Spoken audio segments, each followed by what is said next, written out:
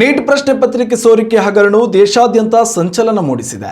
ಈ ಎಲ್ಲದರ ನಡುವೆ ದೇಶದ ವಿವಿಧ ಭಾಗಗಳಲ್ಲಿ ನೀಟ್ ಪರೀಕ್ಷೆಗೆ ಅವಿರತ ಶ್ರಮ ನಡೆಸಿದ ವಿದ್ಯಾರ್ಥಿಗಳು ಮಾನಸಿಕ ಖಿನ್ನತೆಗೆ ಒಳಗಾಗುತ್ತಿರುವ ಪ್ರಕರಣ ಬೆಳಕಿಗೆ ಬರ್ತಿದೆ. ಇದು ಮಾತ್ರವಲ್ಲದೆ ನೀಟ್ ಪರೀಕ್ಷೆ ರದ್ದತಿಯಿಂದ ಮನನೊಂದು 4 ವಿದ್ಯಾರ್ಥಿಗಳು ಆತ್ಮಹತ್ಯೆಗೆ ಶರಣಾಗಿದ್ದಾರೆ. ಬೆಂಗಳೂರು ಮೂಲದ ವಿದ್ಯಾರ್ಥಿನಿಯೊಬ್ಬರು ಗೋವಾದಲ್ಲಿ ಆತ್ಮಹತ್ಯೆ ಮಾಡಿಕೊಂಡಿದ್ದಾಳೆ ಎನ್ನಲಾಗಿದ್ದು, ಶನಿವಾರ ಈ ಪ್ರಕರಣ ಬೆಳಕಿಗೆ ಬಂದಿದೆ. ಇದು ಮಾತ್ರವಲ್ಲದೆ ರಾಜಸ್ಥಾನದ ಪ್ರದೀಪ್ ಮೇಘವಾಲ್ ಎಂಬ ವಿದ್ಯಾರ್ಥಿ ಕೂಡ ಇದೇ ದುಡುಕಿನ ನಿರ್ಧಾರ ಕೈಗೊಂಡಿದ್ದಾನೆ.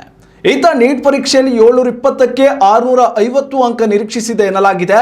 ನೀಟ್ ಪರೀಕ್ಷೆ ರದ್ದತಿ ಬಳಿಕ ಈ ವಿದ್ಯಾರ್ಥಿ ತೀವ್ರವಾಗಿ ಕುಗ್ಗಿ ಹೋಗಿದೆ ಎನ್ನಲಾಗಿದೆ. ಇನ್ನು ರಾಷ್ಟ್ರ ರಾಜಧಾನಿ ದೆಹಲಿಯಲ್ಲಿ ಅನ್ವಿಕೆ ಎಂಬ ವಿದ್ಯಾರ್ಥಿನಿ ಕೂಡ ಸಾವಿನ ಹಾದಿ ಆಯ್ಕೆ ಮಾಡಿಕೊಂಡಿದ್ದಾರೆ. ಉತ್ತರ ಪ್ರದೇಶದ ರಿತಿಕಾ ಮಿಶ್ರಾ ಕೂಡ ನೀಟ್ ಪರೀಕ್ಷೆ ರದ್ದತಿ ಬಳಿಕ ಮಾನಸಿಕ ಖಿನ್ನತೆಗೆ ಒಳಗಾಗಿದ್ಲು. ಇದೇ ಕಾರಣಕ್ಕೆ ಆತ್ಮಹತ್ಯೆ ಮಾಡಿಕೊಂಡಿದ್ದಾಳೆ ಎಂದು ಪೋಷಕರು ಮಾಹಿತಿಯನ್ನು ನೀಡಿದ್ದಾರೆ.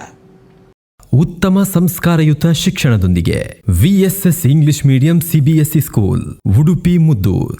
ನರ್ಸರಿಯಿಂದ 10ನೇ ತರಗತಿವರೆಗೆ ಶಿಕ್ಷಣದ ಜೊತೆಗೆ 5ರಿಂದ 10ನೇ ತರಗತಿವರೆಗಿನ ವಿದ್ಯಾರ್ಥಿನಿಯರಿಗೆ ಉತ್ತಮ ಹಾಸ್ಟೆಲ್ ಸೌಲಭ್ಯವೂ ಇದೆ. ನಿಮ್ಮ ಮಕ್ಕಳ ಪ್ರವೇಶಾತಿಗಾಗಿ ಈ ಸಂಖ್ಯೆಗೆ ಕರೆ ಮಾಡಿ.